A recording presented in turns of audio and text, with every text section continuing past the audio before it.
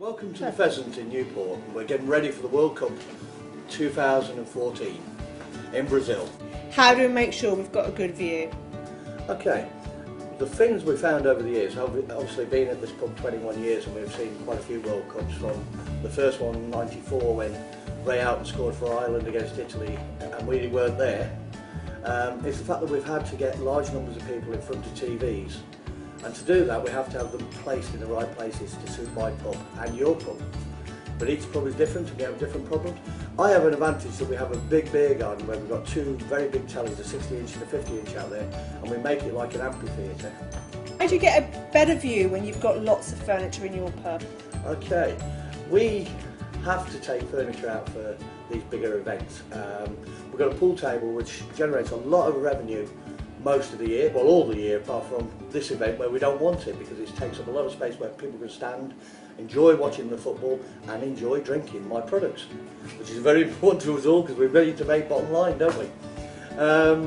So things like furniture, I will place certain furniture in positions which will allow people to get past without causing flashpoints, where when they've had a lot to drink and it's going to be late with the first game against Italy, you don't want people to be upset. So having people walk across your screen and so on like that is annoying to a lot of people, especially when they've had a drink. So if you can remove that problem, you don't get the flash points. And what about high stalls, Paul? What do you feel about those? Well, seating is great, but in World Cup events like this, we're going to have in excess of 800 people in this pub. And I need to get as many people around tellies. We are very lucky in the fact that we've got 7 screens inside, I've got 2 out in the garden, I've got 3 in the back function room. So we tend to take most of the loose furniture out so I can control where people sit and stand and not them doing it, because you're always going to guarantee somebody's going to put their chair right in the middle of the thoroughfare where they're going to walk through and they're not going to be happy about moving all the time. And also, if you have a problem like with a fire or a problem of, God forsake, a fight breaks out or anything like that, which it doesn't, to be fair, touch wood, you've not got access problems or exit problems, with people being in the way with furniture. How important is sound at a live sporting event? Oh, it's everything. Next to viewing, sound has got to be the biggest thing. You want to feel like you're in the middle of the crowd, don't you? When England step out on that pitch against Italy in the first game at 11 o'clock at night, you want to feel like you're in that crowd, and if you've got the volume on your TVs up, it might not carry enough, so there's extra ways we can do it. One of the ways we've done is we've linked one of the TVs into the jukebox and we use the PA system from the jukebox to promote the sound, and it gives it all round the pub off one telly, which is really enhances the enjoyment for the customers.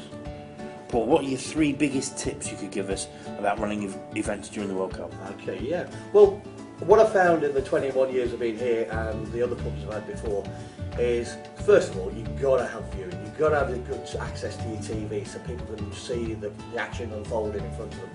The next, obviously, is sound, which we've dealt with, which in my case I've solved the problem by having it through my jukebox, which is all around the pub anyway.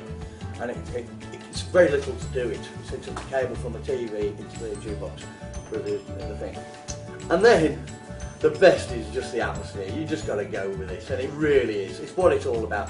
I want people to come in here and I want to make them feel like they're in the middle of the crowd in the stands in Brazil. And if they're telling us we're going to have a great summer this year with the weather and everything, what a way. We're going to do a promotion. We can use the World Cup 4 weeks before it. Let's try and promote it and make this World Cup last 8 weeks, not 4 weeks.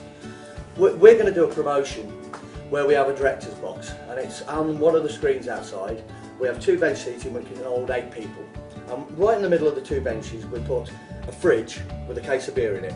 And for 4 weeks before, Monday to Thursday or something like that, when people come in and buy products, they get a raffle ticket, and they have to put the name and the mobile number on it.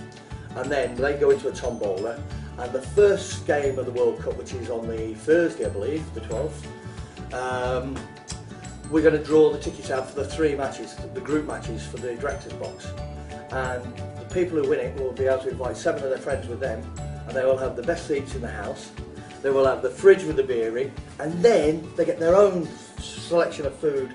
We do sandwiches for everybody, but they're going to have their own portion of food for them, so they're not having to fight to get into the crowd to get into the sandwiches.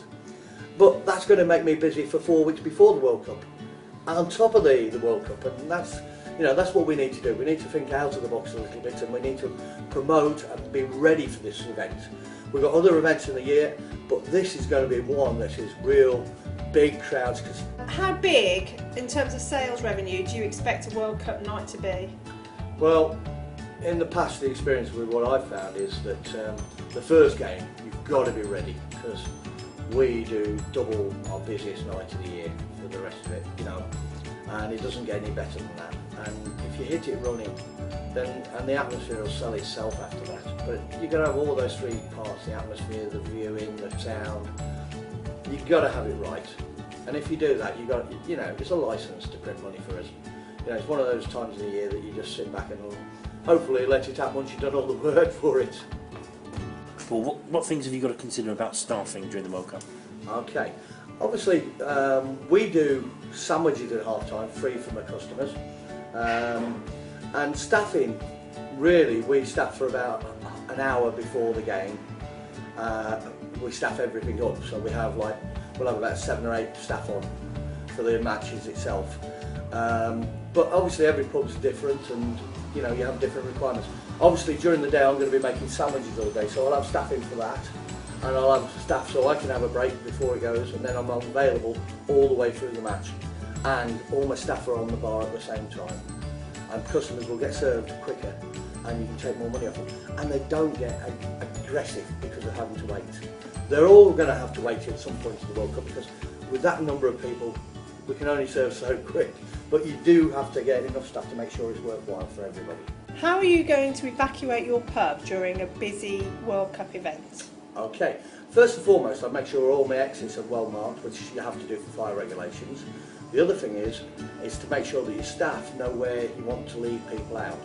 You don't want to lead them out into dead ends or anything like that, and the staff need to go to points straight away. So have a meeting with the staff before the event and brief them on where you want the people to be led. We're coming into this great chance for us to double our takes and get people through the doors, and hopefully if you do it right, we're going to get people come back to us. To help you with this, if you go on to Pubs Get Better Connected, and you'll be able to do it every day, because there's daily updates and ideas and hints. There's examples of world beers that you can get from Enterprise Inns, and you can use these to your advantage. And this website will keep helping you every day with different ideas, which we can all share. So if you've got an idea, email into it or something like that, or Twitter it or Facebook it, and get that idea and share it with us. Because we're never too, you know, you can never have too many good ideas, but you need to know them. So please get better connected. Boom!